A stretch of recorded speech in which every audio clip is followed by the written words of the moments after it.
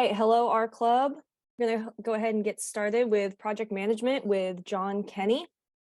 Go ahead and take it away, John. All right, well, thank you. Happy to be here again today. Looking forward to it. I always really enjoy our trainings with the R Club. So today we're going to talk about project management. So what we're going to cover today is we're going to cover some specific sections from a project management training series that I put together. And I sell out to roofing contractors. So I'm going to kind of give you a good overview of get you in there, learn about the specifics. So first, I want to cover the need for project management. I think it's widely overlooked in our industry. And also, I'm not sure how many companies really have an established project management system. So like most construction projects, you're only given one opportunity to establish cost and schedule objectives in roofing as well. The price and schedule milestones are set and agreed to when you bid is submitted or you negotiate on a contract. Profits are determined by the project manager's ability to save money through wise procurement, improved daily operations, planning, and the ability to make thorough and sound decisions. Project conditions such as technical complexity, timely completion, your limitations on resources, and substantial costs required emphasize on planning, scheduling, and control of the actual projects. Roofing work can be significantly affected by events that are difficult, if not impossible, to anticipate. Roofing installation costs are constantly changing, time requirements and can seriously deteriorate with little or no warning. A lot of things can kick into that: weather, material delays, you name it, other contractors, other trades. It's all open out there.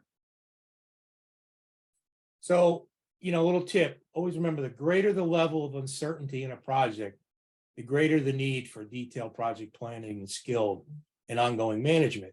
So a simple roof over, small project, project management is not that big of a deal, but you start to get into some very lengthy, difficult projects, you really need to put a lot of, effort into this portion of it.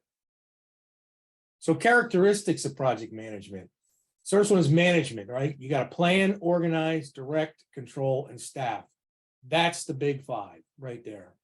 Typical roofing project manager will work with many organizations other than their own, vendors, subcontractors, etc. The management of roofing projects involves coordinating and regulating all elements needed to accomplish the project at hand. An effective project management is accomplished through influence and persuasion rather than a direct exercise of authority. That's a big one right there. Project management is not about standing and forcing your direction or your abilities onto somebody and telling them how to do it. It is really a lot of finesse, and you got to persuade and influence the correct way to get this done.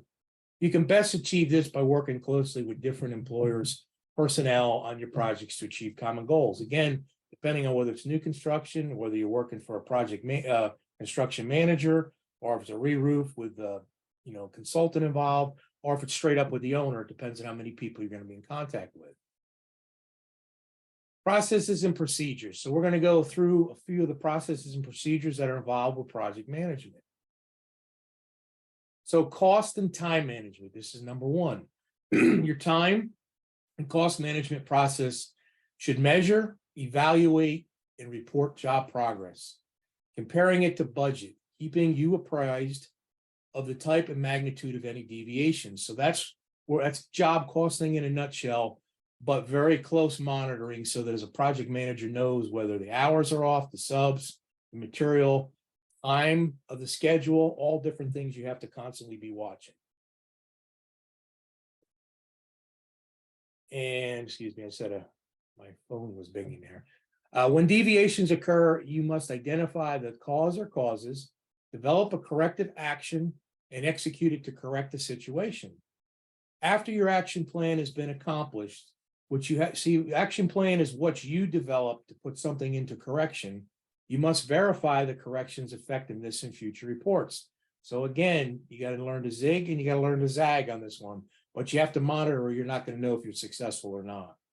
Cost of time can get out of hand quickly on roofing projects, and close job monitoring will detect such deviations. The information flow between the field work and your management review must be timely.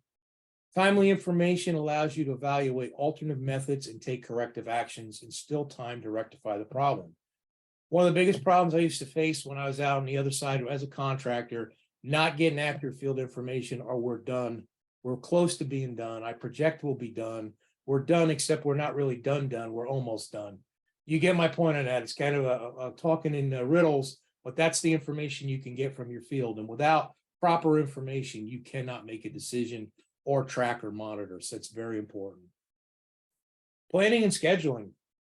The planning objectives is accomplished by dividing the project into several components known as work activities or workflows in order they will be performed. An activity example might be installing insulation or flashing and penetrations. We go through it a little bit further here, but I highly recommend that you get as detailed as necessary, but not over detailed. Like, you don't want to break it down to putting a screw in, fastening it, laying the piece of insulation.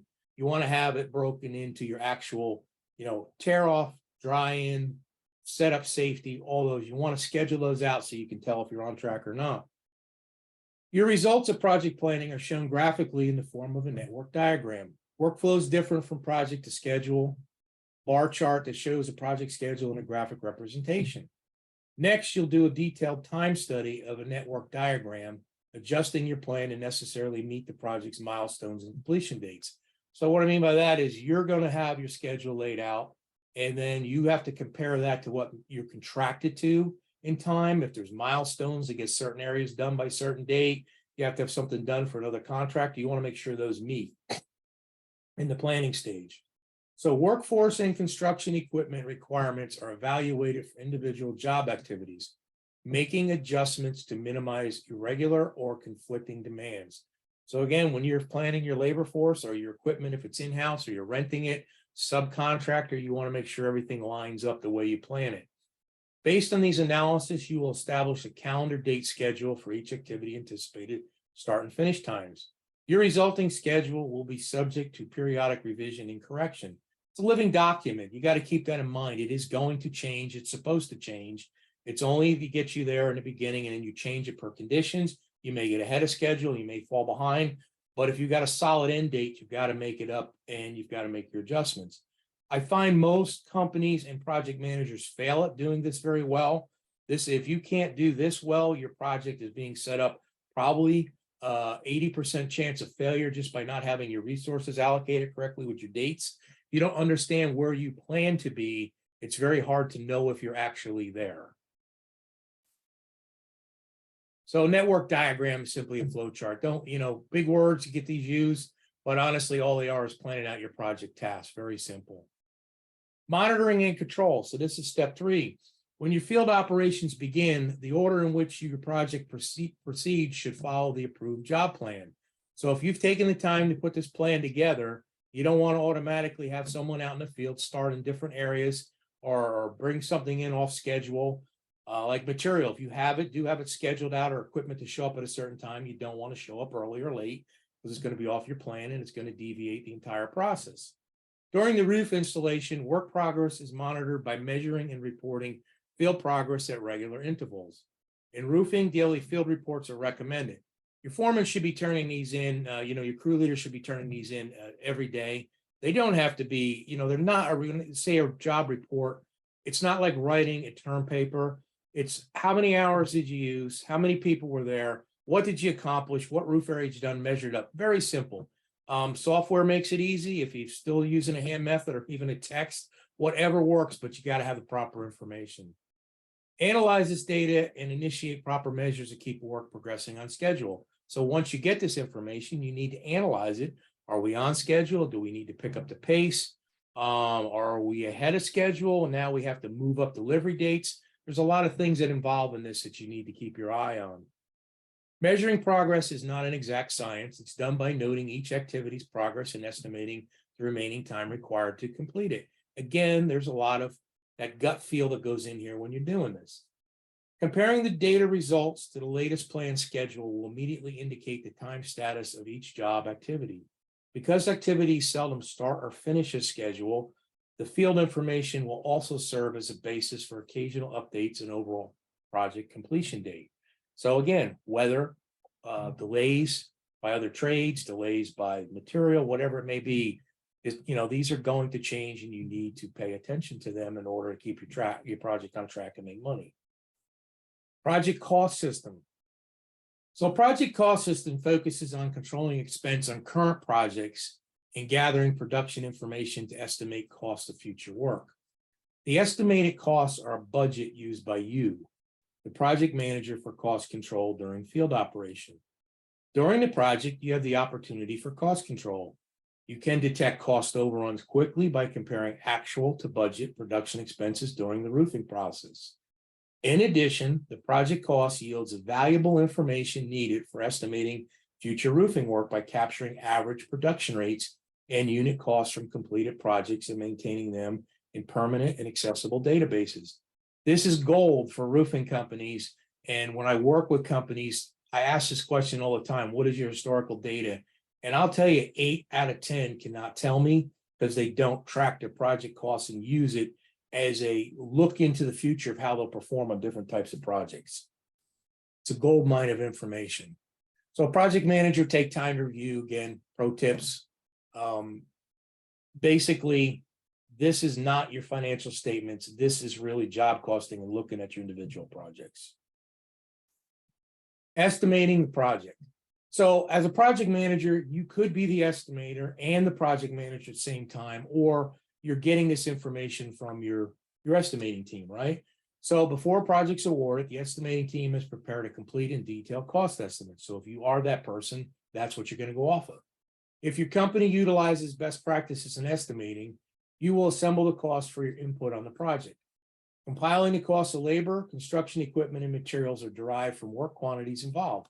Subcontract cost comes from bids submitted by subcontractors to your company. As required, you will add taxes, overhead, and surety bonds. So your company uses this estimate for bidding and later cost control purposes. So again, this is not an estimating, but we did have that. That's why it's important to have an accurate estimate right up front and not be a guesstimate on it. So your job is thoroughly to review the estimate and ensure the operations team has a doable budget to bring the project in. Now, even if you are the estimator and project manager, or you're just a project manager and you didn't estimate it, this is the time you really have to be realistic. You look at it from an operational standpoint and make sure that it is a reliable estimate.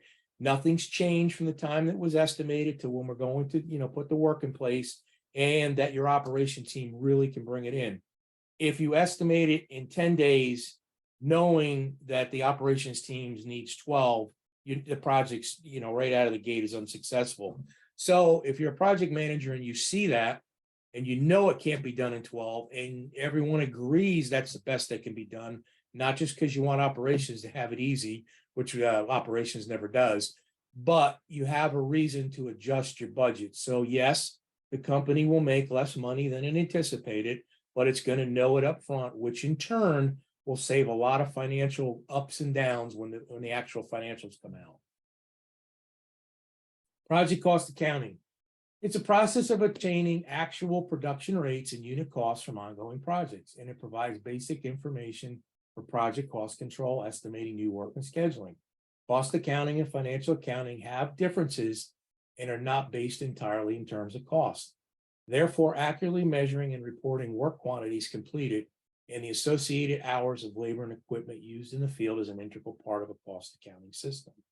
Work quantities, labor hours, and equipment used must be determined when establishing production rates and unit costs. Again, this is more important almost than your financial statements. Your financial statements are important to the company and the owner to know where they're coming in and making sure that stuff isn't out of whack. But if you really take the time to put a solid cost accounting system together, which is really job costing by the project manager, the information you're going to get out of this is totally invaluable. You can't do without it. Resource management. So another aspect of the job is resource management, which refers to your workforce, your materials, equipment, and sub. Resource control job progress must be managed carefully during the construction process. Future resource needs are scheduled and steps taken to ensure adequate resources are going to be available as they're required. That's the key.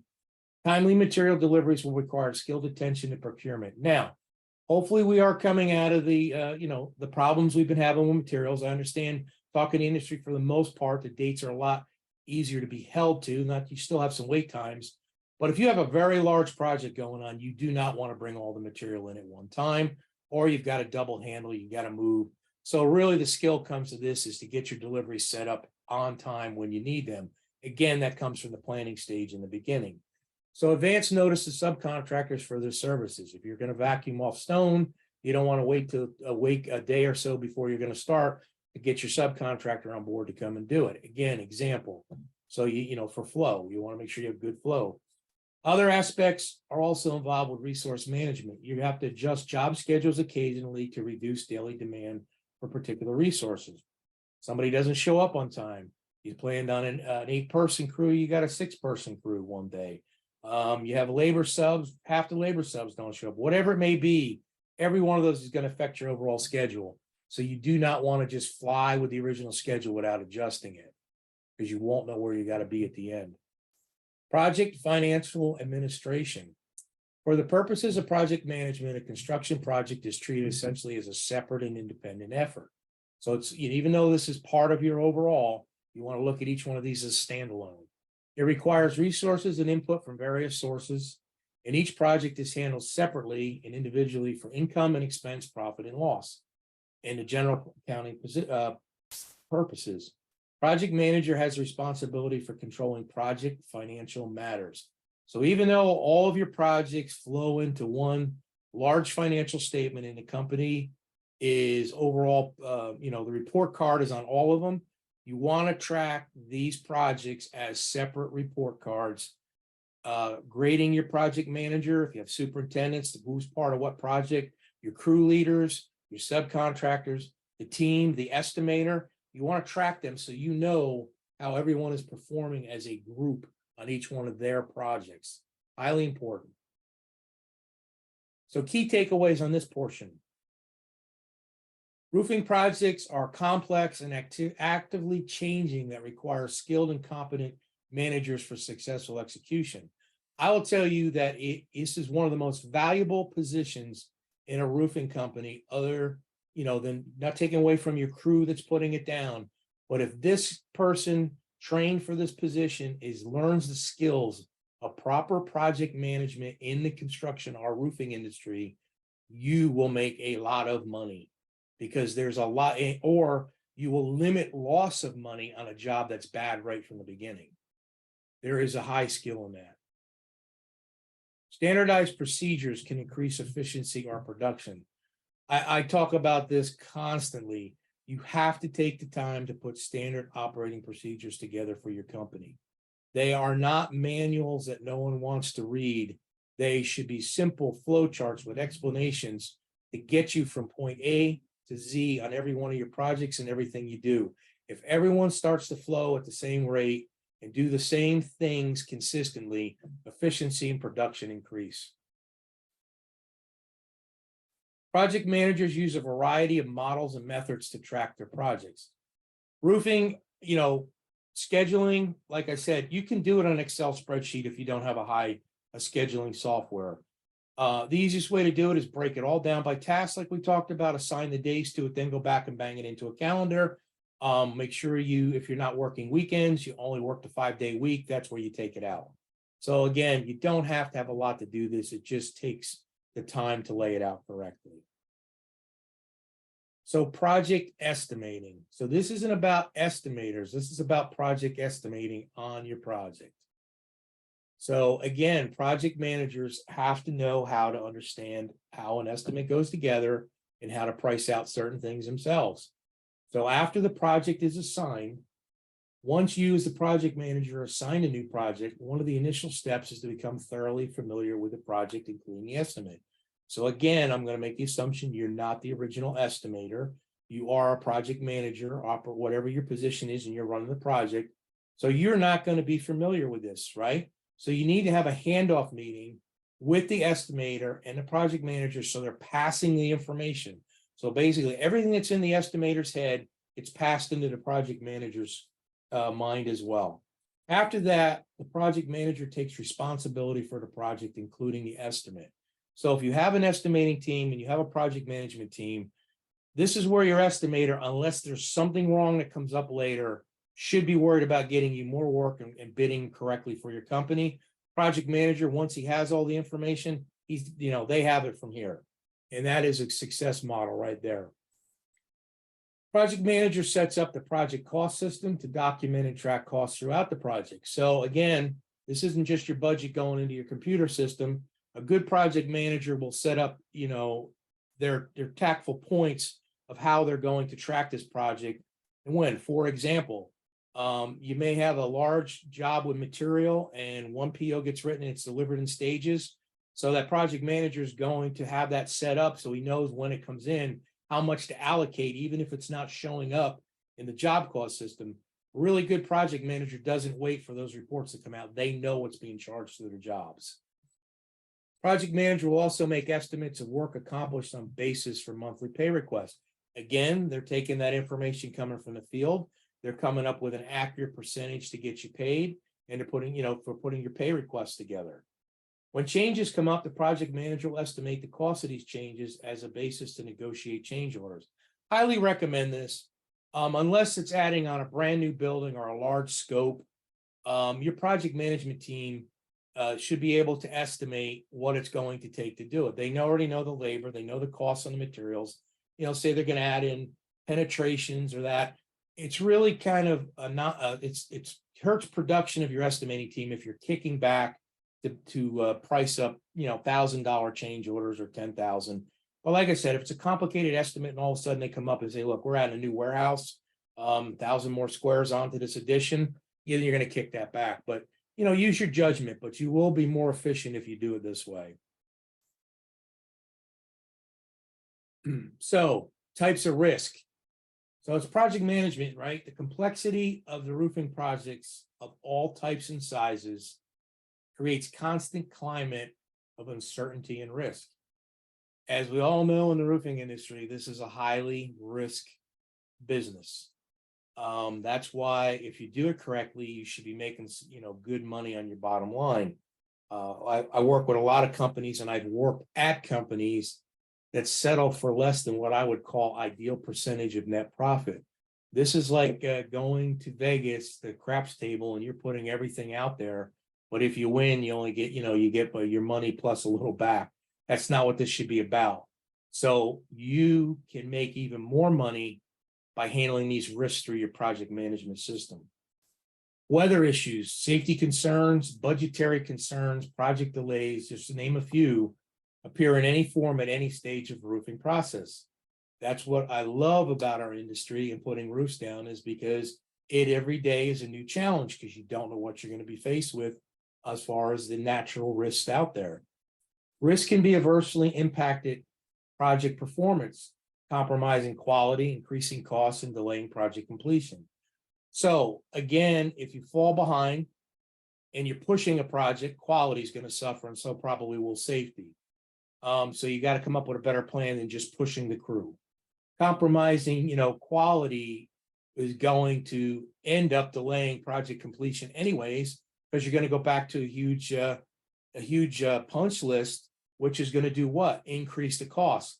So again, you want to be able to have whatever your impact on performance is as it comes.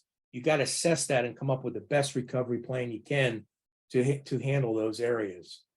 Risk is also expensive, and at some point, contractors have to deal with the controversy that leads to litigation. Sometimes, the best laid plans are going to go to litigation. So again, as a project manager, it's documentation, having all your ducks in a row, making sure you've done everything possible to avert as many risks as you can. And that will come to play if you do have to go to a litigation standpoint. So in roofing project management context, risk management is a comprehensive and systematic method to achieve the project objectives by identifying, analyzing, and responding to risk, right? I teach a lot on risk management. That's probably a good one for another time we'll do. But really, that in a nutshell, that's it. You have to identify a risk before you can analyze it, which means look at what the risk is.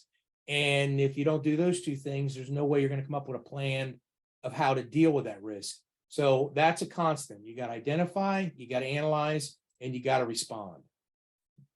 Risk management process benefits include identifying and analyzing risk, improving roofing project management processes, and effective use of resources. So whole key on this, it goes back to the old saying, it's okay, you make a mistake, but don't make it twice. You want to learn from these. So as you do projects, as you go along, as you run into things that were due to something in the planning process or how your company does anything, you want to correct those so they don't keep repeating from project to project. Learn from it.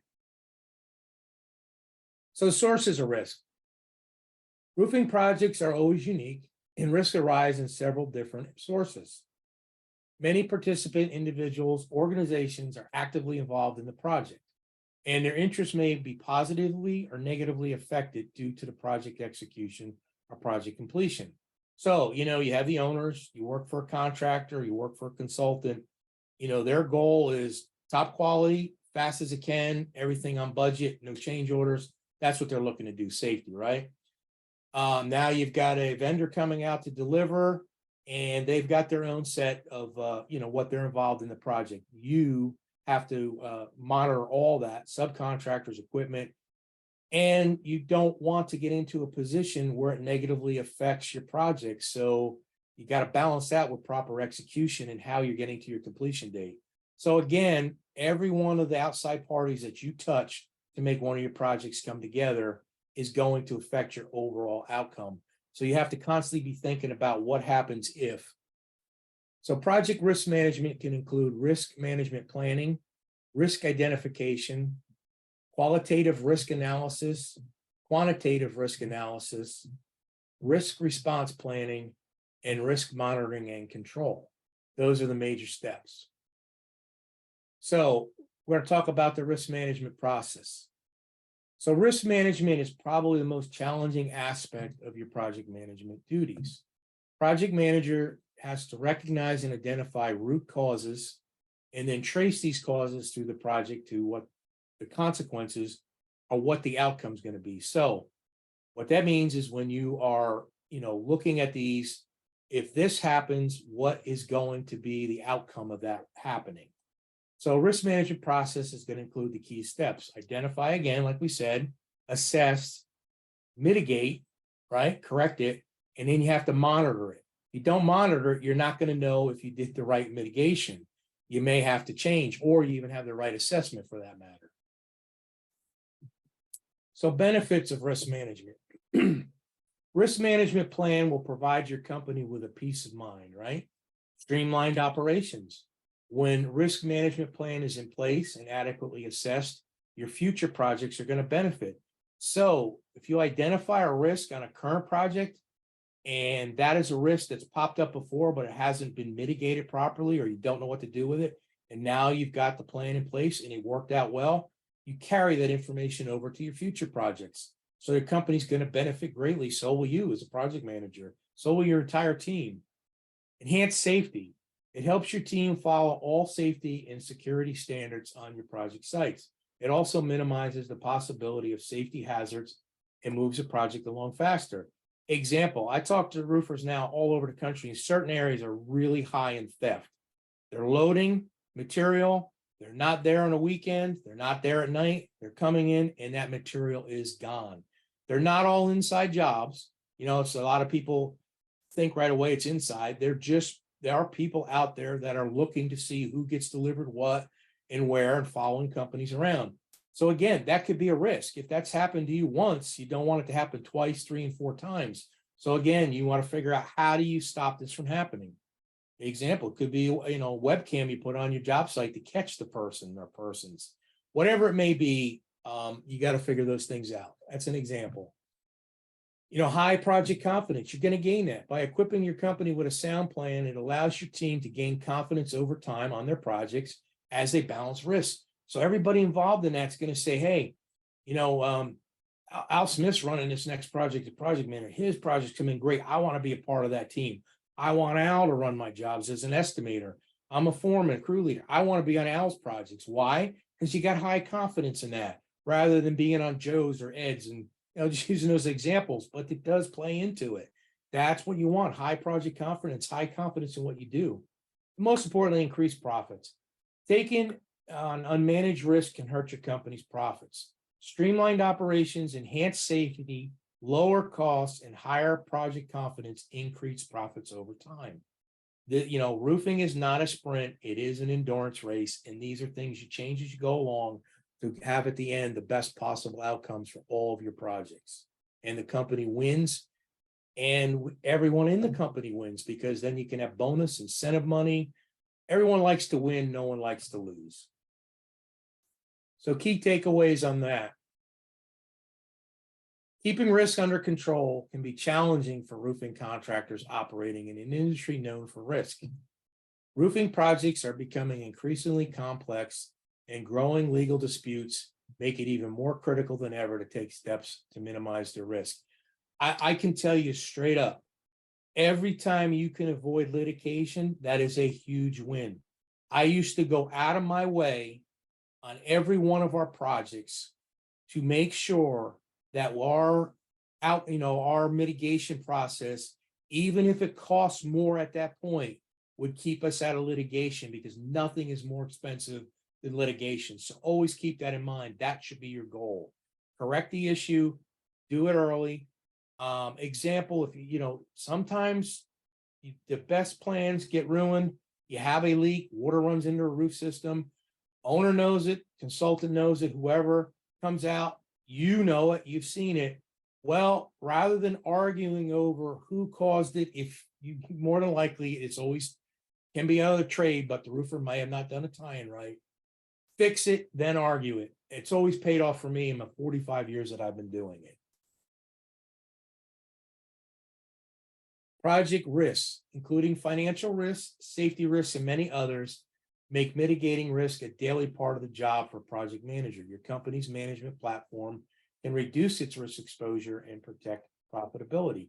So again, company's management platform, that's not in software. That's how you design the system through standard operating procedures in your company to go ahead and do a project. So that's what you want to look at when you're doing your risk, right? Is there a financial risk? Was it a safety risk? And then there's others that come into it. But that's basically how you break down your risk analysis. What is going to be affected by this risk? Collaboration, streamlined workflows, document control, and accuracy of information reduces risk to your projects and adding more certainty, improving project outcomes, and again, increasing profitability. That's your goal, safety and profitability. So again, as we talked about the operating procedures, they're living documents. So you as a project manager want to make sure they are as efficient, they're streamlined. You're getting from point A to point B as efficiently and safely as possible. Document control in your company is so important, because at some point in time, there could be litigation down the road that you're not even prepared that you were going to get, because there was nothing wrong on the project, but you got drug into it. If you've got a good system in place and everything is documented, and you can pull up an electronic file or even a paper manila folder, whatever you're using, and that project's documented from beginning to end, you're probably going to win. And that's the important part, come out a winner. So I want to kind of open this up to questions, and we'll chat a little bit here. So project management, in a nutshell, in a roofing company, is not a whole lot different from project management in any other industry.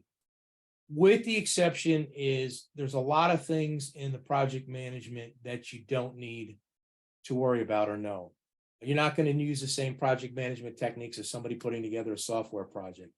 As a project manager in a roofing company, you're not going to have to worry as much about the fancy scheduling software and the other stuff that goes along as being a construction manager. So again, your main purpose is to plan in the beginning. You have to break this out by operations. So you want to look at a project by setup for safety, setup for mobilization. And when you do your delivery of your materials, be realistic. You've got 75 trucks of Dens that come into the project. How many are you going to load in each day? And that's where you look at your setup hours and the estimator may have gave you 5 days. Is that realistically enough to do what you need to do? Look at those things early, because the goal isn't to go back and say, hey, there's a mistake. The goal is to learn from that, but you may find there's extra hours somewhere else in the estimate or somewhere in the job. You can change your plan in your planning process to make that up and give you the extra day or two you might need in the setup, because there may be more time somewhere else. It doesn't change the overall length of the time you have for the job, but the important thing is you're prepared for it early. And the other thing on this risk, I'll let you know, I do have a series coming out on Roofer's Coffee Shop. I think it's 3 parts that really deal pretty deep with risk management on projects for roofing. Please read it. I think it'll take you to a new level. And I'm always available for questions whenever you need it. But if you can learn the skill of risk management, and it's not as hard as people make it out to be, you as a roofing contractor know what has repeatedly gone wrong on your projects or what you hear about from other people. You got a list of basic risks that can go wrong. That's where you start. I'll tell you a good example. Let's look at electrical for a quick second, right? You go out to say a shopping center, and the electrical service comes in through a piping in the back, C-deck pipe piping, and maybe it's got good insulation on it, maybe it doesn't. But regardless, if that's on the edge of the roof, you've got to work X amount of feet, and honestly, it's over 10 feet away for that power. So that's not feasible, because you have to get to that area. But what is your plan? Are you going to shut the power off and maybe work at night when no one's there? That might be your best plan, right? Or do you have an electrical company, one of those that will come out and build give you the tarp over for it? Or can you get a temporary disconnect? Or maybe you can build a wooden chute around it. And again, I'm kicking these out here, but as a project manager, I hope you see where I'm going. These are things you need to have planned out before your folks hit the job site. Same way with power lines when you're lifting, roadway access. If you're using a lull, do you have a block? Pedestrian access, do you have all that? Now we're only on the setup, right? Now we get up onto the roof. Break it out the same way an estimator should be putting it together as you're building the project, right? Estimators should be thinking that way, and as a project manager, absolutely, you need to think that way. I'm going to tear the roof off. I'm going to put in some dry in, or I'm going to go back with the finished roof. I've got X amount of penetrations. And again, you may have to make a decision if you're working for a contractor. Am I better off holding up and waiting for them to get some of these penetrations up? Or do I go talk to them ahead of time and say, hey, let me blow this roof out. We'll come back and cut them in for an extra charge, but I'm going to get you drier, save you days. You can sell that. That's your job as a project manager. So those are the things to consider. And you got to be risk adverse. You cannot have issues on your project. You're expected to control those issues and make money. And then the last component that we cover today is job project costing. Don't be a financial statement that comes out at the end of every month is absolutely, Monday morning quarterbacking, as they say.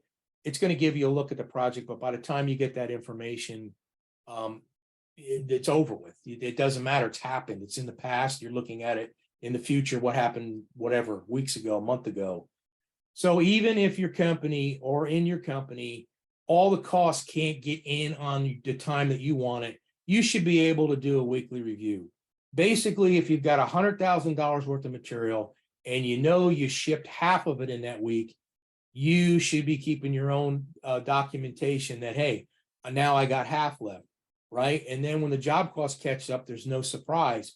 You don't want to have that mental picture in your head. Hey, I got plenty of money, plenty of time to do this because it doesn't show up on my job cost. You need to keep that in your own, your own mental ledger and, physical ledger on your own. I should be able, if you're working for me, I should be able to walk into your office or walk up to your job site, wherever you're at as a project manager, and say to you, where is this job at today? And you should be able to give me that answer. And I'll say, okay, are we on schedule or behind schedule? Well, we're on schedule. I said, well, how do you know that? Well, because we are at, 50% of the labor hours, and we're at 52% of labor installation as of today. So we're just about what I call right on budget. We got a little bit made up, ahead of it, but not enough for me to say we're ahead of budget. Those are the things. And if I say to you, well, how many days are you going to take to do it? Well, we're at 52%. Right now, we have 15 days left in the schedule. I'm planning on getting this done in 12 days based upon what I see so far. So I'm hoping to pick this up, or you can say we're ahead of schedule now, but we're not into the hard part of this project. And we're barely making budget now, keeping up with our production rates. We're a little ahead, but when we hit the other part, there was nothing accounted for in that area. So it's going to take X amount of days is when I laid this project out. And I think we're going to be on what the original was. We're going to go over about 10 days, but that's what we pre-planned for. If you remember, I'd say, yep, I do remember that. We already made the financial adjustment on the books. So you're not taking a financial hit. So I hope you kind of understand everywhere I'm going with that and the importance. So being a roofing project manager is more than just making sure everyone gets to the job and everyone's there. This is an important position in any company, and you can really make a huge difference on that company's profit. So that being said, I'm going to go ahead and open it up to any questions that we might have. Sharing, so we can go back to full screen if necessary.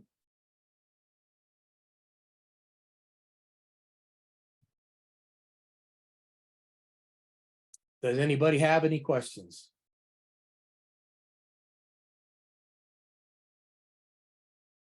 Come on now, somebody got to throw me one good one.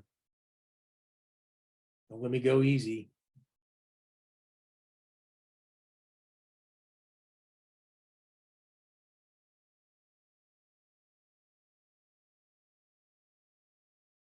Somebody had their hand up. I don't know if you can help me out with that, Alex.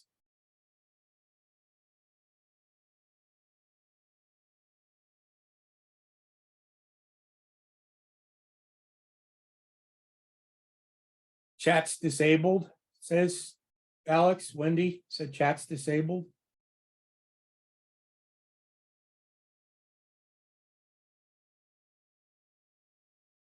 I guess put them in the Q&A if anybody's got any questions. That's working. Okay, Craig, we got a question here. How would you translate this into smaller organization where you're the estimator and PM? All right, well, that's a great question. Craig, honestly, I started out in some of my positions where I was an estimator and a project manager. And the highest thing that I can recommend there is you got to be a highly skilled estimator, and you got to then learn the skills of project management. So I think most companies, a good majority of them, they do use the estimating project management scenario. There's no way that you would be able to be, other than an estimator project manager, take on like a superintendent type role where you're out managing the crews. So you're going to need some way of someone working with you on that, because that's just too much overload. But again, so the advantage you have as an estimator project manager is you put the bid together. So when now it goes over to project management, your handoff meeting is pretty limited because you know what's going on. But I still would like you to turn off your estimating hat and make sure you put on your project management hat, and then break that down to looking at it from an operational side. And when you start doing this back and forth, you're going to actually improve your skills on both sides. So again, you have to be really highly organized, Craig, to do this, because you got to get work, you got to run the work. I'm not sure where you're at in your company, is if once you get work, you get to run it to the end, and then you get to go re-estimate, or you're doing estimating and continually running. But you can do it. I do recommend you skill yourself in both areas. If you're weak in one, get some training or some assistance in that area to build it up. Anonymous attendee, do you have any templates to start a new team down the right path? Honestly, I have a training. I'm not just here to sell training. That's not what I could do these for. But as far as a template, I think if you read the articles that I talked about that's coming up out over the next few weeks on risk management, that pretty well lays out a good system how to do the risk management part. As far as anything else, no, I don't have any pre-made templates. But whoever the anonymous attendee is, you can feel free to reach out to me. I'm happy to talk to you on a separate conversation. It won't be a sales call.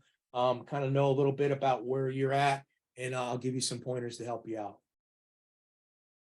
We have any idea how to interview the right skills for PM? Yeah. So that's by Wendy. So Wendy, yeah, you do, right? So you got to have some skills. of an estimator.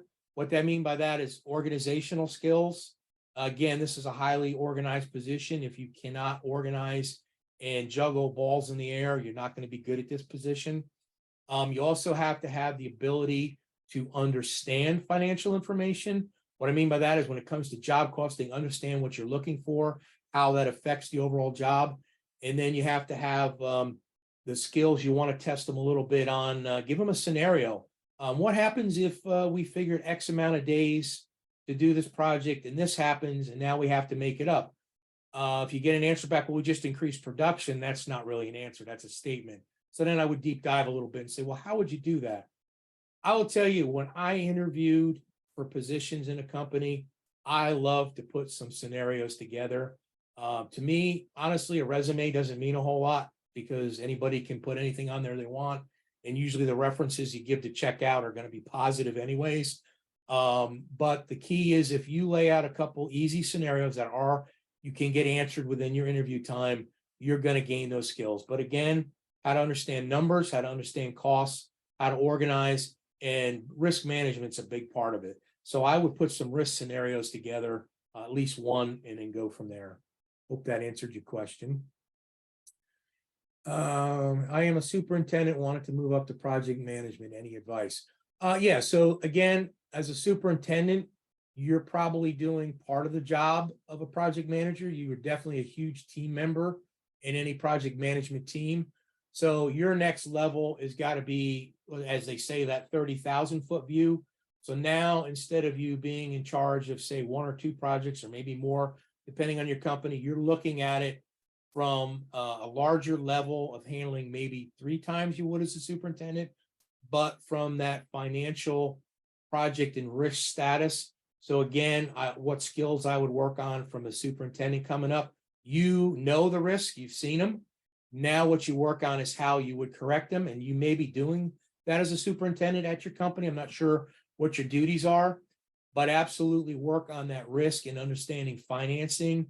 And again, the skills of learning not to tell someone what to do, but finessing them and convincing them how to do something the best way for the company that they actually enjoy doing it. As my grandfather used to say, you tell somebody to, you know what, and they thank you for and look forward to the trip. I won't say that on the recording, but you get the point. That's part of it. How do we create the same level of customer service from estimating sales to PM production? Seems like the handoff can go poorly sometimes. Yeah. So first of all, you should have a actual solid system in place to hand off from estimating over to your project management. I also recommend, if your customer has had no contact with anybody but your estimator and they feel that is their contact, then your estimating sales side should introduce your production person in to this mix with the customer directly and say, hey, Mr. Mrs. Customer, looking forward to working with this project. I want to turn you over to Sam, Sally, whoever it is in your company. They oversee the production side. They absolutely are the best in the business. That's why I work with them. And they're going to be your main point of contact from here on out. But if you do have any problems other than that, please let me know. So you're kind of letting them know they can come back to your sales estimating, but you want to go to production. Again, this should be a procedure so that you do it exactly the same throughout. And the other problem is, again, in the handoff, is that your PM production team is not getting all the information that they need from that estimating sales side. So again, that goes back to our first lesson we did on estimating and sales. That's why it all has to be documented. So when I, as the estimator, turn it over to you as my project team, it's just like you were there through the whole trip. You know as much as I do. I've got you up to speed. Like passing the baton in a race, you're ready to run the next level with it. I always enjoy my closing remarks. I always enjoy working with y'all at Roofer's Coffee Shop, our club. You're a great bunch. Please reach out again if you ever need anything. A lot of you I know personally, you know that if you have a question, I'm always there to answer it. That's what I love to do. We'll come up with something that can help you out and, succeed.